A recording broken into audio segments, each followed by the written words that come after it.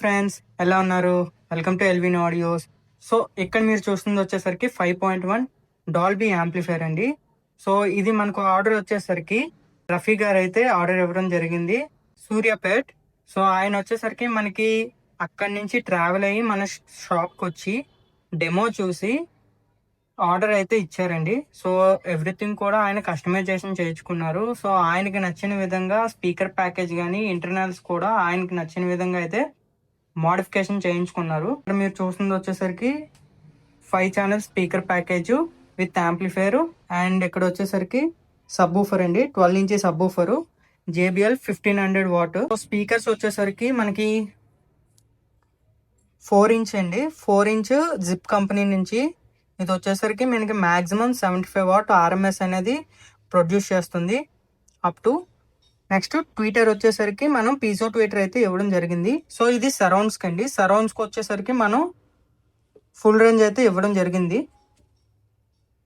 So అలాగే front ఛానల్కి వచ్చేసరికి ఊఫర్ విత్ ట్విటర్, ఎంటర్ వచ్చేసరికి 2 ఫుల్ రేంజ్ స్పీకర్స్ విత్ ఒక ట్విటర్ అయితే ఇవ్వడం జరిగిందండి. సో ఇది స్పీకర్ ప్యాకేజ్. అండ్ ఇంటర్నల్ అయితే చూద్దాం.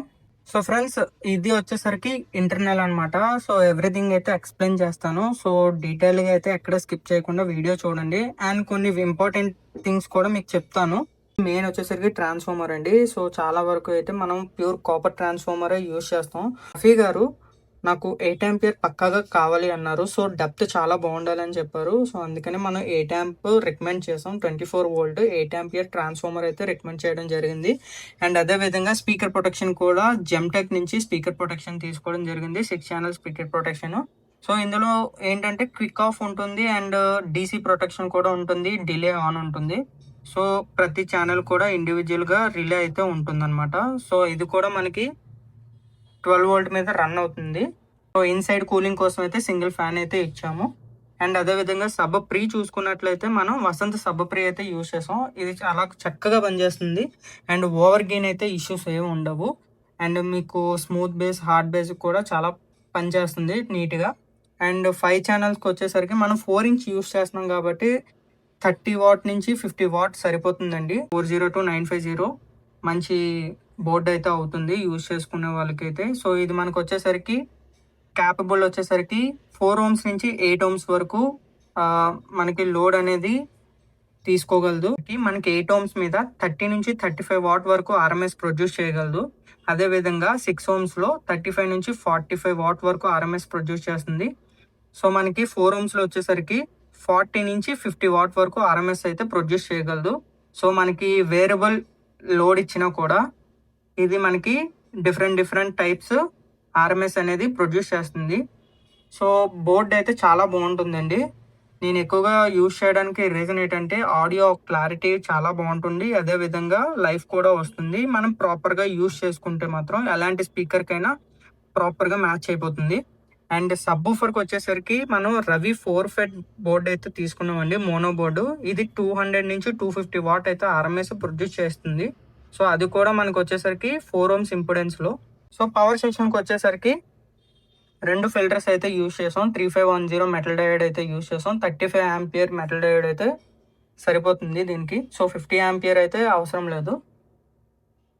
సో రిమోట్ కిట్ వచ్చేసరికి మనం ఇమ్రానిక్స్ నుంచి 110A ఈ రిమోట్ కిట్ వచ్చేసరికి మనకి డాల్బీ అండ్ DTS సపోర్ట్ చేస్తుంది. అండ్ ప్రోలాజిక్ 2 కూడా సపోర్ట్ చేస్తుంది. మనం Bluetooth, pen drive, auxiliary inputs ఇచ్చినప్పుడు కూడా మనకి ప్రోలాజిక్ 2 వరకు అయితే సపోర్ట్ చేస్తుంది అనమాట.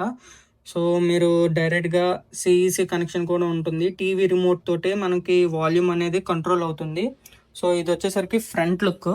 సో ఫ్రంట్ లుక్ చూసుకున్నట్లయితే మొత్తం మ్యాట్ బ్లాక్ ఫినిషింగ్తో వస్తుందండి. సో నాబ్ లైటింగ్ కూడా చూసుకున్నట్లయితే మనకి ఐస్ బ్లూ నాబ్ లైటింగ్ వస్తుంది.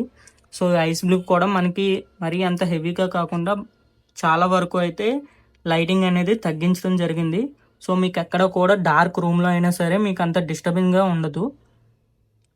సో చూడండి ఫ్రంట్ లుక్ అయితే ఇది. ఎవరైతే కస్టమైజేషన్ యాంప్లిఫైయర్లో డాల్బీ అట్మాస్ వస్తుంది అనుకుంటున్నారో వాళ్ళకి మెయిన్ హెచ్చరిక అండి. కస్టమైజేషన్ యాంప్లిఫైయర్లో అయితే డాల్బీ అట్మాస్ అనేది రాదు. మళ్ళీ చెప్తున్నాను, ప్రతి వీడియోలో చెప్తున్నాను. సో డాల్బీ అట్మాస్ అనేది లైసెన్స్డ్ ప్రాసెసర్ ఉంటేనే ఖచ్చితంగా వస్తుందండి. సో ఎవరు మోసపోకండి ఎవరి దగ్గర కూడా. మీకు కస్టమైజ్డ్ యాంప్లిఫైయర్లో మీకు మ్యాక్సిమం ఆపరేట్ అయ్యేది డాల్బీ అండ్ డిటిఎస్ అండి.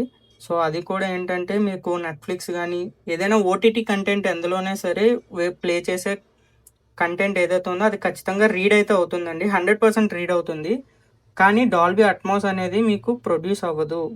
డాల్బీ అట్మాస్ ప్రొడ్యూస్ అవ్వాలంటే డెడికేటెడ్గా 7 ఛానల్ నుంచి 13-15 ఛానల్స్ వరకు అయితే ఉండాలి. సో 5.1లో అయితే మీకు డాల్బీ అట్మాస్ అనేది రాదు. Dolby digital and DTS support మాత్రమే ఉంటుంది. సో ఈ పాయింట్ అయితే నోట్ చేసుకోండి ప్రతి ఒక్కరు కూడా. యూట్యూబ్ ప్రతి ఒక్కరు చూస్తున్నారు. సో మీకు ఏమైనా డౌట్ ఉంటే గూగుల్లో అడగండి, లేదంటే యూట్యూబ్లో అయినా సెర్చ్ చేయండి. సో దయచేసి ఎవరు కూడా మోసపోకండి. మన దగ్గరికి అయితే చాలామంది వచ్చారు ఇలా మోసపోయారని. సో అందుకే వాళ్ళ కోసం అయితే చెప్తున్నాను, ఎవరు మోసపోకూడదని. డాల్బీ అట్మాస్ అనేది కస్టమైజ్డ్ యాంప్లిఫైయర్లో ఉండదండి, మరీ చెప్తున్నాను. సో ప్రాపర్గా అయితే వైరింగ్ అయితే చేయడం జరిగింది. సో చూడొచ్చు ఎవ్రీథింగ్ కూడా. సో అలాగే మనం కస్టమర్కి ఏదైతే చెప్తున్నామో ఖచ్చితంగా ఆ ఐటమ్ అనేది ఇంటర్నల్గా వేసి కస్టమర్కి చూపించడం అయితే జరుగుతుందండి. సో ఇది ఫ్రెండ్స్ వీడియో అయితే. సో మన వీడియో నచ్చినట్టయితే లైక్ చేయండి, షేర్ చేయండి, మన ఛానల్ అయితే సబ్స్క్రైబ్ చేసుకోండి, అలాగే మన ఇన్స్టాగ్రామ్ ఛానల్ కూడా ఫాలో అయిపోండి. ఓకే ఫ్రెండ్స్, వీడియో తర్వాత మీకు డెమో వీడియోస్ ఉంటే చూడండి. Thank you. Face this together. Let's go, baby.